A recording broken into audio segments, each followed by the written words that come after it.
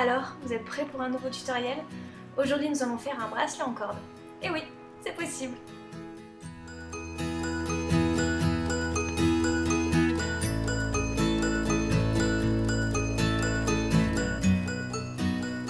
Pour commencer, il vous faudra de la corde de la couleur de votre choix. Son diamètre importe peu.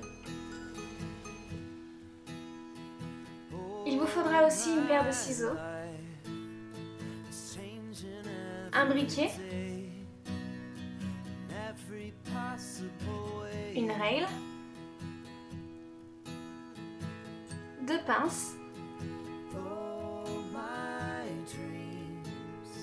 un feutre,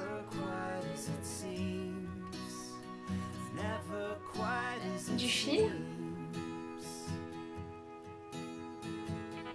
de la colle, ici c'est la E6000, et pour finir, vous aurez besoin d'après, c'est-à-dire des cache-cordes, des anneaux et un fermoir.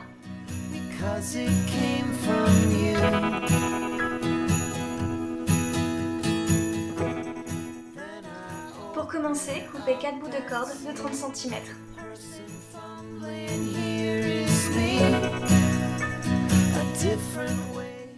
Avec le briquet, vous allez brûler chaque extrémité.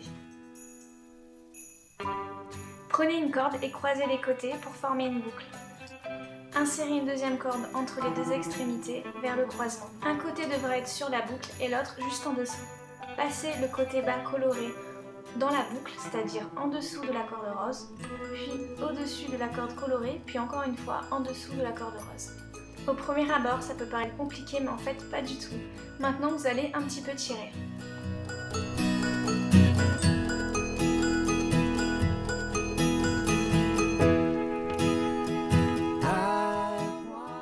Vous allez prendre un autre brin et l'insérer dans la même position que le brin qui forme la boucle. En gros, ce nouveau brin va copier le brin déjà placé, c'est-à-dire que là il va passer au milieu, puis au-dessus de la corde rose, puis en dessous de la corde colorée, dans exactement la même position que le brin qui forme la boucle.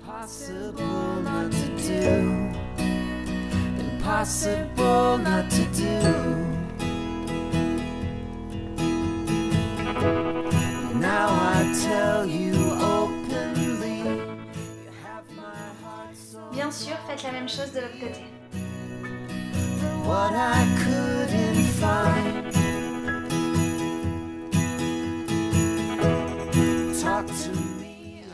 Tirez et voici à quoi cela doit ressembler.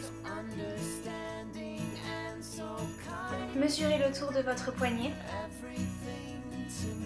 Reportez la mesure sur votre création et me faites des points de repère avec un feutre.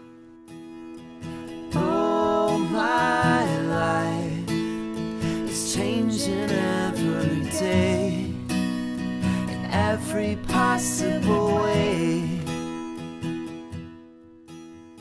Regroupez toutes les extrémités ensemble à l'aide d'un fil, puis vous allez continuer à entourer les 4 extrémités avec le reste du fil.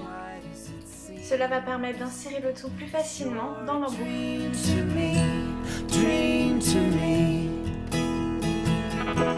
Coupez le surplus de fil. Faire la même chose de l'autre côté, puis vous coupez tout ce qui dépasse après le fil. Faites la même chose de l'autre côté, puis brûlez le tout avec un briquet. Afin d'insérer l'embout pour cordon correctement, je vais ajouter une goutte de colle à l'intérieur, puis je vais appuyer fortement pour que cela adhère parfaitement. Donc je vais faire la même chose de l'autre côté.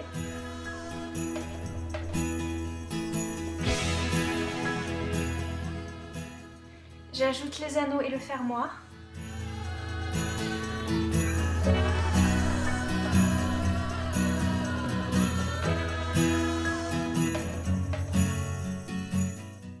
Voici le résultat.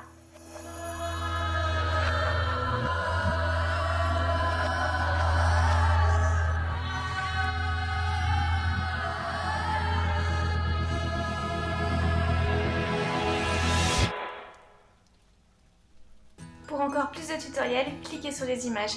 À bientôt!